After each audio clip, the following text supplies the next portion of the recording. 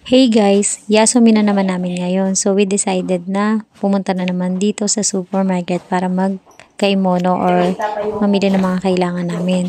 So papakita ko pala sa inyo guys itong apato namin. Ito yung apato namin guys at 4th floor kami kaso walang elevator. Hagdan lang talaga guys kaya puro muscle lang abutin ng binti ko dito sa Japan. Hehe. So yun na guys at nagbike na kami. Yan, kumuha lang ako ng konting clips. So, ayan. Papunta kami dito sa Vietnamese store na hinahanap kasi namin yun guys. Kasi baka may mga mabili kami doon. Kaso, yun nga, habang papunta kami, medyo ibang way yung dinaanan namin ni Elaine. Kaso, hindi namin nakita kung saan yun. Pero, buti na lang guys, meron kami nadaanan dito na isang maliit na temple. At pumunta kami. At nakakita kami dito guys ng isang Nihonjin kaso hindi ko siya na-videohan. Tinanong namin kung pwede kaming mag-picture dito and pwede naman daw. So yun guys, ito yung temple. Ang tahimik lang dito guys kasi kami lang ni Elaine yung tao. Ayan.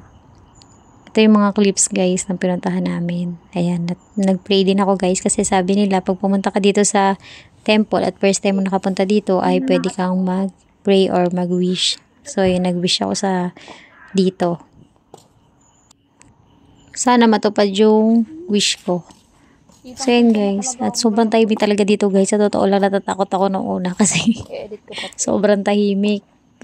Huni lang na ibon yung maririnig mo dito. Ganun naman talaga guys yung mga temple dito sa Japan. Tsaka bawal mag-ingay.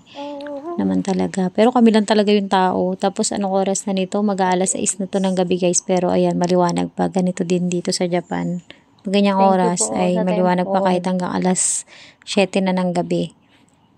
Pagkatapos namin guys sa may taas ay napagdesisyon na namin na bumaba na kasi anong oras na din guys baka masyado na kami mamayang gabihin kung magtatagal pa kami dito. So yun pala guys yan nakakita pala kami dito na yan. Pwedeng uminom dyan guys ng tubig kasi ito yung ginis-ginis ng tubig. Di na din natagal guys and pumunta na kami dito sa malapit na supermarket. Then ilang minutes lang din namin binike. So dito kami guys napunta dito sa Kusuri.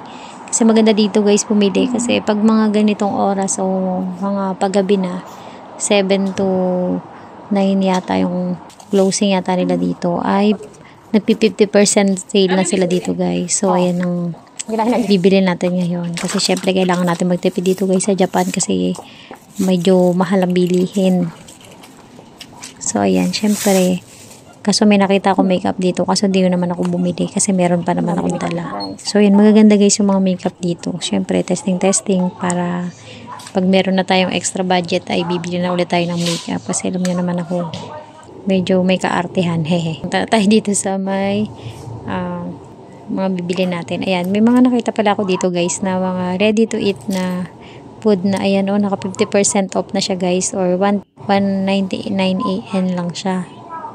Magkano lang yun sa pera natin dyan sa Pinas ay mga 77 pesos lang. So, yan. Yan, pag mga ganyang oras talaga guys, nagsisale sila. Yan. Nag-try akong bumili para pambaon ko. Yan, dalawa yung binili ko. Mga silang pinagbibili natin. Tapos yan, wala naman kasi ako guys masyadong bibilin kasi medyo may stock pa ako. Ayan, nagmuli din ako ng juice. Yan ang iniinom ko ngayon kasi bawal na ako mag-cook. Hehe. Puro juice na lang tuloy na iinom ko. Kasi guys, medyo nakasumpo yung acid ko ngayon. Pag pala guys, mga nakasale ay, makikita nyo guys, may mga yellow tag na yon. Ibig sabihin ng guys, sale yun. Or naka 50% off, 30% or 10%. Habang paggabi na guys, or magko-closing na sila.